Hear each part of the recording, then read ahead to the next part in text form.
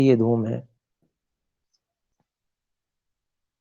तो ये जो औषधीय धूम है, इनसे सिर का भारीपन ठीक होता है, कान में दर्द, आधा सीसी, पीनस जिसको कहते हैं, पुराना जो जुकाम वगैरह होते हैं पुराने, आंख में जो पीड़ा होती है, खांसी, हिचकी, श्वास, गला पकड़ता है जिनका, ऐसे ही दांतों में दुर्बलता जिनकी होती है, ऐसे ही कान, नाक, आंख आदि के जो विकार हैं, उनसे स्राव होता है और पुराना हो जाता है वो पूति घ्राण जिसको कहते हैं, जिसमें गंध ठीक प्रकार से नहीं सूंघ पाता व्यक्ति, मुंह से दुर्गंध आती है, दांतों में दर्द रहता है, अरुचि है, हनुस्तंभ, मन्यास्तंभ, ये ये भी जबड़े के रोग हैं, खुजली इत्यादि रोग होते हैं, कृमि होते हैं, पांडु रोग होता है, श्लेष्म प्रसेक होता है, मुंह में बार बार कफ आता है, ज्यादा लार टपकती है, स्वर भेद है, ठीक है, गंजापन इत्यादि ये समस्याएं हैं, या बालों का सफेद हो जाना असमय, बालों का गिरना, छींके आना, तंद्रा रहना, ज्यादा तंद्रा रहती है कुछ लोगों को, बुद्धि मोह होता है, अति निद्रा, ये सब जो परेशानियां हैं, ये सब परेशानियां अगर हम प्रातः सायं भी यज्ञ करते हैं और इन और विशेष औषधियों का बाद में अंगारों पे धुआं लेकर और उसको हम लेते हैं, तो निश्चित रूप से ये सारे रोग समाप्त हो जाते हैं। बहुत ही प्रभावशाली विधि है ये। तो वात और कफ जन्य जो बलवान रोग होते हैं वो विशेष रूप से समाप्त हो जाते हैं। तो इसमें जो है ध्यान कब लेना चाहिए, तो इसके लिए वैसे तो 8 समय बताए गए हैं, लेकिन 8 समयों में से केवल 2 समय इनको लेना चाहिए जो धूम का सेवन है। तो कौन कौन से 8 काल हैं?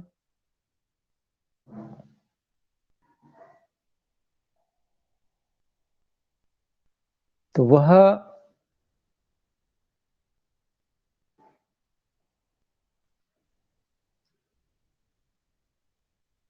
जैसे भोजन के बाद में निद्रा आती है, यानी कि कफ का प्रकोप होता है, तो जो समय कफ और वात के प्रकोप के होते हैं, और उन समयों में जब कफ का समुत्क्लेश होता है, बाहर आने की प्रवृत्ति दिखाई देती है, तो ऐसे समय में इनको लिया जाता है। कौन कौन से समय हैं? जैसे नहाने के बाद में, तो प्रातः सायं स्नान करते हैं संध्या आदि से पहले, तो नहाने के बाद में वो भी बहुत अच्छा समय है। या भोजन के बाद में, फिर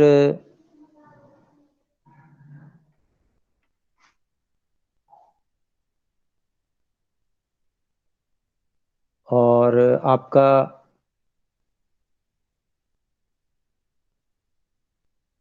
जैसे उल्टी होती है उसके बाद में भी धूमपान किया जा सकता है, छींक आती है उसके बाद भी किया जा सकता है। मतलब जब छींक आने का समय होता है, अनेक लोगों को छींकें आती हैं,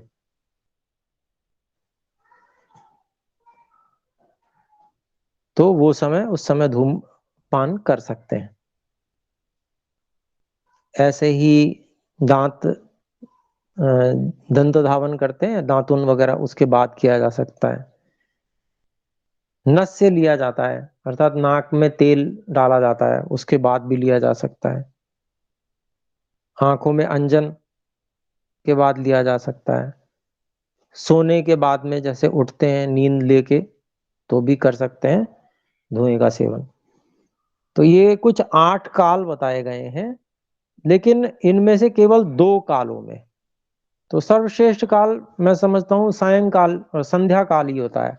यानी कि जिस समय यज्ञ हम करें प्रातः और सायं, आजकल वैसे भी, पहले तो चूल्हा होता था तो चूल्हे से अंगारे मिल जाते थे, लेकिन आजकल तो चूल्हे प्राय होते नहीं है, तो उसके लिए तो अंगारों की आवश्यकता है। तो प्रातः काल और सायंकाल यज्ञ करें, हवन करें, दैनिक यज्ञ, और उसके बाद जो अंगारे हों उनके ऊपर हम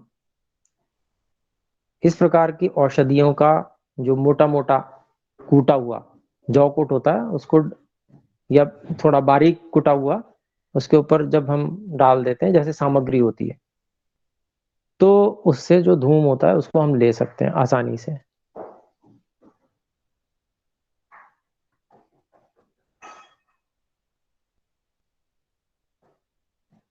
तो ये ध्यान में रखना है कि वही हमें लाभ होता है तो इसको हम फिर ज़्यादा करने लगें, वो नहीं होना चाहिए। लाभ होता है इसका मतलब जो विधान है कि भाई 2 समय किया जा सकता है, तो 2 समय से ज़्यादा नहीं करना। अति किसी भी चीज़ की बुरी होती है। कितनी भी लाभदायक चीज़ हो, अति में आप प्रयोग करेंगे, वो नुकसान करेगी, हानि करेगी। तो ये बात है। फिर उसके बाद में हानि भी बता देना उचित रहेगा कि अगर जिस समय नहीं धूम्रपान धूम सेवन करना चाहिए, उस समय में अगर धूम सेवन कर लिया, या हमको विधान था 2 समय का, हमने ज़्यादा समय कर दिया, तो फिर बहरापन, चक्षु शक्ति का न्यून होना, अंधापन, गूंगापन, या रक्त पित्त कहते हैं, जैसे नाक से खून आ जाता है उस तरीके का, या सिर चकराना, ऐसे उपद्रव उत्पन्न हो जाते हैं। तो इसलिए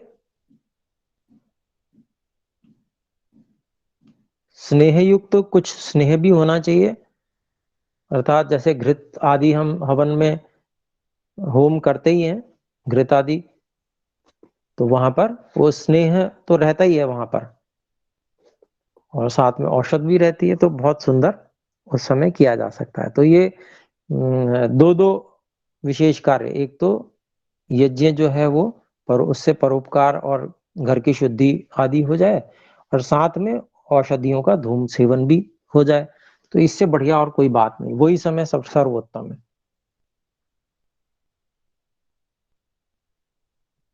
फिर कुछ समय ऐसे हैं जो बिल्कुल निषेध किए गए हैं, जैसे दूध पीने के बाद में धूमपान बिल्कुल भी नहीं करना, घृत आदि अगर पिया हो, घी पी के, है ना, उसके बाद भी नहीं करना, शहद खाने के बाद नहीं करना, अहितकर हो जाता है धूमपान। ऐसे ही दही के साथ भोजन करते हैं, उसके बाद भी धूमपान नहीं करा। वैसे धूमपान के लिए भोजन के बाद का समय बताया गया है, लेकिन अगर दही के साथ भोजन किया है तो भी धूमपान नहीं करना है, निषेध है। कोई रूक्ष हुआ हुआ व्यक्ति है, जिसमें रूखापन आ गया, मतलब शरीर में रूखापन अधिक हो गया है, या कोई क्रोध युक्त व्यक्ति है, ऐसे व्यक्ति को भी धूमपान नहीं करना चाहिए, धूम का सेवन नहीं करना चाहिए, नहीं तो बहुत भयंकर समस्याएं हो जाएंगी, जैसे तालु शोष कहते हैं, मतलब जिसको कहते हैं ना, बहुत अधिक, जैसे गला सूखना, तालु सूखना, इस तरह से। फिर तिमिर रोग, अंधकार छाया रहता है, आंखों के सामने बार बार अंधेरा चाहता है, ये रोग हो जाता है अगर ज्यादा गलत समय में कर लिया उसको, धूमपान को।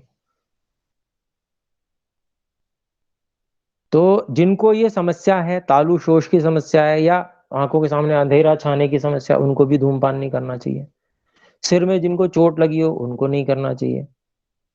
प्रमेह हो, या मलात्य नामक रोग होता है, इस सब में भी धूमपान निषिद्ध है।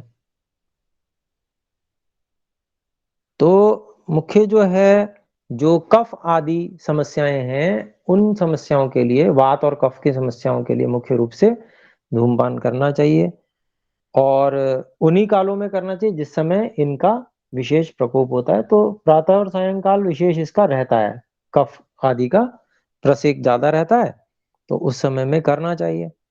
फिर दूसरी बात कि जिनके सिर में, नाक में, आँख में ये समस्या कफ आदि की समस्या के कारण से परेशानी हो रही है, कफ और वात से, तो ऐसी स्थिति में उनको नासिका से धूम का ग्रहण करना चाहिए। और अगर कंठगत हो, कंठ में ज़्यादा समस्या हो, तो मुख से करना चाहिए। धुएँ का धुएँ का ग्रहण मुँह से भी करना जब कंठगत समस्या हो तो। लेकिन ये बात विशेष रूप से बता दी गई है कि नाक से कभी भी धुआँ बाहर नहीं निकालना है। ये विशेष ध्यान रखना। किसी भी स्थिति में नहीं निकालना। मुँह से ले रहे हैं तब भी मुँह से ही निकालना है। नाक से ले रहे हैं तब भी मुँह से ही निकालना है। नाक से वापस धुआँ कभी भी नहीं निकालना। क्योंकि अगर नाक से धुआं निकाला जाता है तो वो आंखों को बहुत अधिक हानि पहुंचाता है। तो ये तो कोई भी कार्य है उसको विधि विधान के साथ में किया जाएगा तो उससे लाभ पहुंचेगा। और अगर उसको हम अ, विधियों को तोड़ेंगे तो हानि उठाएंगे। तो ये सब बातें हमने की। उसके बाद में हम देखते हैं, देखिए नाक में भी तेल भरा जाता है, इसको नस्य कहते हैं, है ना? तो यह वैसे तो हम प्रतिदिन भी रात्रि में सोते समय एक-एक बूंद अगर नासिका में तेल डाल लें तो बहुत अच्छा रहता है। लेकिन वर्ष में 1 बार अणु तेल का नस्य का विधान है। वसंत ऋतु, शरद ऋतु यही 2 मुख्य ऋतुएँ हैं जिनमें अणु तेल को भरा जाता है नाक में। तो उस नस्य का ग्रहण किया जाता है और उसके विशेष विधान हैं और ये जो है किसी वैद्य के निरीक्षण में ही होना चाहिए। अणु तेल का विशेष जो नस्य होता है, सामान्य 1-1 बूंद तो हम कभी भी ले सकते हैं, प्रतिदिन भी ले सकते हैं, अणु तेल मिल जाता है, पतंजलि का भी मिलता है। लेकिन जो विशेष रूप से जिस दिन आपका बादल ना हो, आसमान आकाश बिल्कुल खुला हुआ हो, ऐसे दिन में वसंत और शरद ऋतु इन 2 में से किसी ऋतु में इनको नस्य को विशेष रूप से वसंत ऋतु में लिया जाता है। साल में 1 बार मान के चलिए, विशेष इसका जो विधान है वसंत ऋतु का ही है। तो ये भी बहुत अधिक लाभदायक होता है नस्य, इससे भी बहुत लाभ होते हैं। ये भी स्वस्थ वृत्त में आयुर्वेद में बताया गया है। तो अणु तेल जो है उसमें बहुत औषधियाँ पड़ी होती हैं, बहुत उसका संस्कार किया जाता है। तो इतना सूक्ष्म हो जाता है वह कि मतलब पूरा डालने पर पूरा मस्तिष्क में उसका प्रभाव आता है। पूरे आँख, कान, नाक सब पे उसका प्रभाव जाता है, कंठ वगैरह सभी पे। तो बहुत विशेष होता है और ये जो ऊर्ध्व जत्रुगत रोग नहीं होते, अगर जो नस्य साल में 1 बार कर लेता है, ऐसा यहाँ पर बताया गया आयुर्वेद में। कि जैसे ऊर्ध्व जत्रु जत्रु संधि इसको कहते हैं, यहाँ पर हमारे जो कॉलर बोन जिसे बोलते हैं, इसको जत्रु कहते हैं। तो इससे ऊपर के कंठ आदि जो सिर तक कोई भी समस्या इससे नहीं होती। तो ये बहुत विशेष है, लेकिन वैद्य के निरीक्षण में ही ये किया जा सकता है। फिर और विधान जो है चरक शास्त्र में विशेष आयुर्वेद में दंत धावन का है। तो दंत धावन मतलब दातुन करना।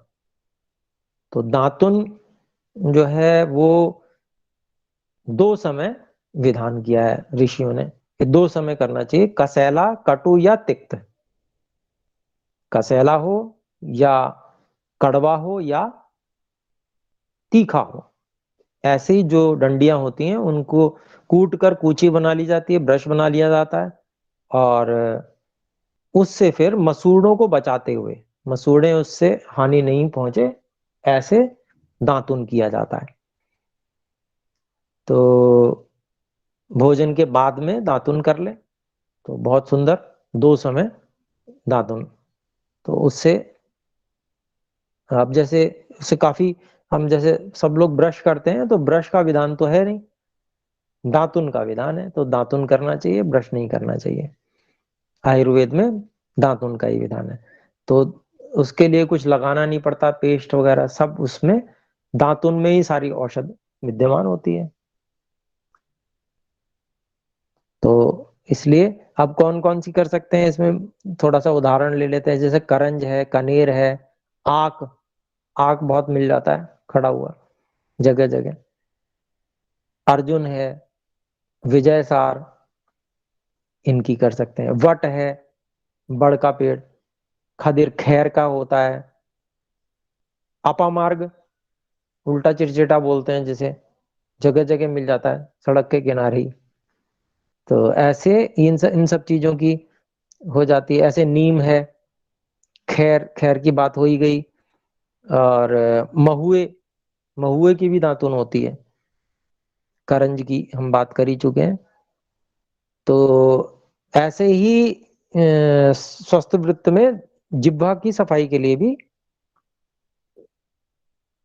जिह्वा निर्लेखन के नाम से कही गई है। तो कैसे करते हैं उसके लिए, धातु की ले सकते हैं, सोना, चांदी, तांबा, रांगा, पीतल, इनकी कोई जो पत्ती है जिसमें ज्यादा तेज धार नहीं है, उससे दांतों उसको लेकर दांत की सफाई की जाती है। ऐसे ही कुछ नहीं है तो लकड़ी की दातुन होती है, उसके 2 भाग कीजिए और उसको मोड़ के दांत साफ कर लीजिए, तो ऐसा भी हो जाता है। तो लकड़ी की भी कोई दिक्कत नहीं है, बहुत अच्छा, उससे भी जीभ की सफाई हो जाती है। तो जीभ की सफाई भी करनी चाहिए। तो इससे मुंह साफ रहता है, मुंह से दुर्गंध नहीं आती है। और जब मुंह साफ रहता है तो मन भी प्रसन्न रहता है। भोजन आदि के जो छहों रस हैं वो अच्छी प्रकार से समझ में आते हैं कि हम क्या खा रहे हैं। तो इस प्रकार से फिर एक और विशेष चीज जो है, जो प्रायः ये सब तो प्रायः करते ही हैं, लेकिन तेल गंडूश नहीं करते। ये प्रायः कम लोग, कहीं-कहीं परंपरा होगी, नहीं करते प्रायः। तेल गंडूश का विधान है। तेल गंडूश किसे कहते हैं? जैसे मुंह में तेल को भरना, मुंह में तेल भरते हैं और उसको चलाते हैं मुंह में और काफी देर तक रखते हैं। तो फिर उसके बाद में उसका कुल्ला कर देते हैं। तो ये भी दिन में एक बार कभी हम कर सकते हैं। इससे जैसे आजकल वो माउथ वॉश चल गए हैं, तो पहले माउथ वॉश नहीं होते थे, तेल गंडूश होता, तेल से किया जाता था। तो तेल में तिल का तेल हो गया, अपना सरसों का तेल हो गया, कोई भी तेल अच्छा सा, जो जिसका अभ्यास होता है घरों में, साथ में जो होता है उसको लिया जा सकता है। तो उसको करना चाहिए, इससे बहुत लाभ होता है। जबड़ा बलवान हो जाता है और चेहरा भी परिपुष्ट हो जाता है। रस, जो रस हैं, छहों रस, उनका अच्छे से ज्ञान हो पाता है। अन्न में रुचि बढ़ती है, कंठ नहीं सूखता, होठ नहीं फटते, दांत बहुत मजबूत हो जाते हैं, जबड़े मजबूत हो जाते हैं। तो ये जो है मतलब इस तेल गंडूश का विशेष प्रभाव है, तो इसका भी प्रयोग करना चाहिए। तो देखिए करते हैं सब लोग, लेकिन वो क्या है कि आधुनिकता में आ गए हैं, वही काम करते हैं वो, लिस्ट्रीन वगैरह ये सब चीजें, तो वो सब, उससे कुछ भी नहीं विशेष लाभ होगा। लेकिन तेल को धारण करेंगे उससे निश्चित रूप से बहुत विशेष धारण, विशेष वो होगा। फिर इसके बाद में सिर में तेल मलने का, अच्छे से बालों की जड़ों में तेल मलने का भी विधान है। प्रतिदिन कानों मतलब सिर बालों में जो है, जड़ों में अच्छे से मालिश तेल की करनी चाहिए। तो इससे भी बहुत विशेष लाभ होता है। बाल घने काले लंबे रहते हैं, सिर मजबूत हो जाता है, कपाल जो है ऐसे ही खालित्य पालित्य जल्दी ही नहीं होता। खालित्य पालित्य मतलब गंजापन और सफेद होना बाल, ये सब जल्दी ही नहीं होते। तो ऐसा जो मजबूती आ जाती है सिर में, तो ऐसी मालिश, सिर में मालिश करने से बाकी सब इंद्रियां प्रसन्न रहती हैं, स्निग्धता रहती है, तो अच्छे से नींद आ जाती है। तो बहुत अच्छा इसका प्रयोग है सिर में तेल लगाने का, ये भी विधान है, इसको भी करना चाहिए। तो ये काम बहुत लंबे समय के नहीं होते हैं, थोड़ा सा स्नान किया, वो एक क्रम बन जाता है कि हम ऐसे करना है। रोज करते ही ब्रश करते हैं, ब्रश की जगह दातुन कर लेते हैं, दांत मान लीजिए माउथ वॉश कुल्ला करते हैं, करते ही करते हैं, उसकी जगह तैल गंडूश कर लें। ठीक है, ऐसे ही सिर नहा के आते हैं, उसके बाद में बाल थोड़े से पोंछ लेते हैं, उसके बाद में थोड़ा तेल लगाते ही लगाते हैं सभी, नहीं लगाते हैं तो लगाना चाहिए। तो ऐसे ही कानों में भी तेल डालने का यहाँ विधान है। तो कान में तेल डालने से थोड़ा सा तेल जैसे बूंद 2 बूंद डाला और साफ कर लिया, तो उससे जो है सुनने में बहुत अच्छा रहता है। पर स्वस्थ व्यक्ति के, जैसे मान लीजिए कई लोग अब आजकल मना करते हैं डॉक्टर कान में तेल नहीं डालना चाहिए, तो जिस व्यक्ति के मलों के ठीक प्रकार से सफाई नहीं होती है, उन लोगों को दिक्कत हो जाती है, क्योंकि मल बाहर ठीक से नहीं निकल पा रहे हैं, कान का मल ठीक से नहीं निकल पा रहा है। जब नहीं निकल पा रहा है, उसके निकासी ठीक नहीं है, तो फिर समस्याएं आती हैं, बहुत परेशानियां आती हैं। तो स्वस्थ व्यक्ति और बलवान हो जाता है, तेल डालने से कान में और अधिक उत्तम इंद्रिय कार्य करने लगती है स्वस्थ व्यक्ति के लिए। तो ये ध्यान रखना चाहिए। रोगी व्यक्ति के लिए सभी चीजें में समस्या होती है, व्यायाम कहाँ है, रोगी व्यक्ति के लिए व्यायाम ना है, लेकिन व्यायाम क्या है, व्यायाम शरीर को और अधिक परिपुष्ट और सुदृढ़ बनाता है। तो इसी तरह से समझना चाहिए। तो थोड़ा सा शब्द होगा वो भी सुनाई देगा, ऐसी स्थिति आ जाती है। बहरापन वगैरह नहीं होता जल्दी ही ऐसे व्यक्ति को कान में तेल डालते हैं जो। और ऐसे ही शरीर में भी, जैसे स्नान करते हैं, मान लीजिए नहीं, व्यायाम करते हैं, तो व्यायाम से पहले थोड़ा सा शरीर में तेल मल लेना चाहिए पूरे शरीर में। अब व्यायाम में मान लीजिए हमने समय लगाना है 20 मिनट, 15 मिनट, 20 मिनट हम समय व्यायाम में लगाते हैं, तो उनमें से 5 मिनट हम शरीर में तेल लगाने में शुरू में लगा लें। शरीर में तेल लगाएं, जहां कमजोर है जो अंग, उसमें तो जरूर लगाना चाहिए, उसकी थोड़ी सी मालिश भी कर लें और फिर व्यायाम करें, तो विशेष लाभ होगा। और जहां समस्या हो सकती होगी वो समस्या नहीं होगी। नहीं तो क्या है कि स्निग्धता नहीं होने के कारण से वात प्रकोप होता है, और स्निग्धता है तो वात प्रकोप रुक जाएगा, वात प्रकोप नहीं होगा। तो ये बहुत लाभदायक है। तो प्रतिदिन शरीर में जो तेल लगाता है ठीक से, तो शरीर बलवान बनता है, बल बढ़ता है शरीर का। तो ये भी करना चाहिए। पैरों में तेल की मालिश विशेष रूप से बताई गई है। तलवों में पैरों को साफ सुथरा रखना, और पैरों को गंदगी नहीं रहनी चाहिए, मैल वगैरह साफ करते रहिए, और फिर तेल की मालिश भी कीजिए। तो बहुत इससे विशेष दृष्टि के लिए अत्यंत हितकर बताया है। ये चरक शास्त्र की बात है। तो पैरों को अच्छे से तेल मालिश, ऊपर नीचे तलुओं में अच्छे से मालिश हो जाए, तो आंखों के लिए बहुत अच्छा है। और भी अगर टांगों में पैरों में अच्छे से हमने मालिश कर ली, तो साइटिका वगैरह रोग ये सब कोई भी हो ही नहीं सकते। स्नायुओं से संबंधित जितने भी रोग है कोई नहीं होगा।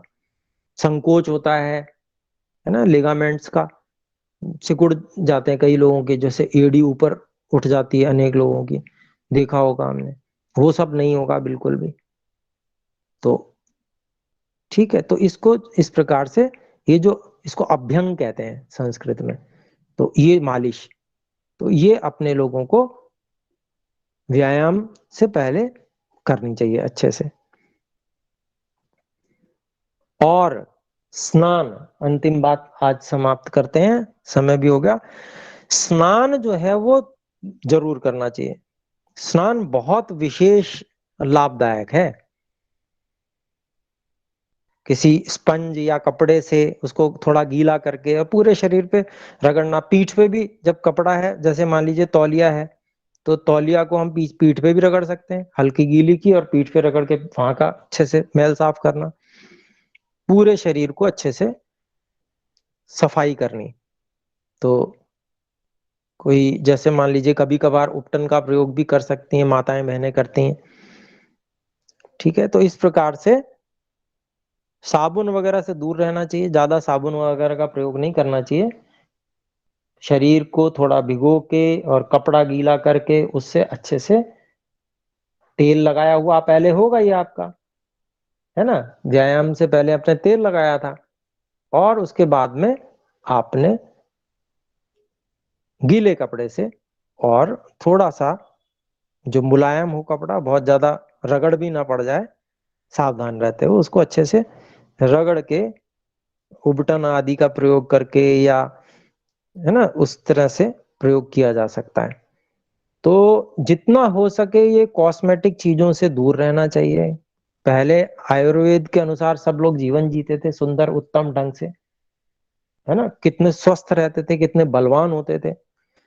तो उसी तरह से प्रयोग करना चाहिए। घर में सब कुछ होता है उबटन के लिए, थोड़ा आटा लगता है, थोड़ी हल्दी लगती है, थोड़ा सा तेल होता है, उसमें जल होता है, उसको मिलाकर उपटन उपटन तैयार हो जाता है।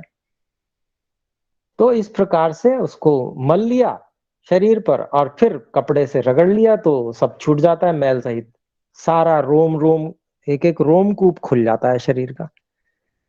तो अपने भारतीय जो देसी चीजें, जो घर की चीजें, उनका प्रयोग करना चाहिए। तो इसका क्या प्रभाव है, ये वृक्ष्य है, वीर्यवर्धक है स्नान। तो प्रातः सायं दोनों समय करना चाहिए। सर्दियों में भले एक ही समय कर लें चलिए, लेकिन बाकी सभी ऋतुओं में दोनों समय स्नान करके और फिर संध्या उपासना करें। शरीर से जो है थकावट दूर हो जाती है, बल दूर हो जाता है, शरीर का बल बढ़ता है, ओज की वृद्धि होती है। तो ये जो है हम स्वस्थ वृत्त के विषय में जानकारी कर रहे थे। तो आज इतना ही। कोई शंका हो तो लिखकर भेजिएगा, उसका समाधान करने का आगे प्रयास करेंगे। आइए मिलकर एक बार ओम की ध्वनि करते हैं।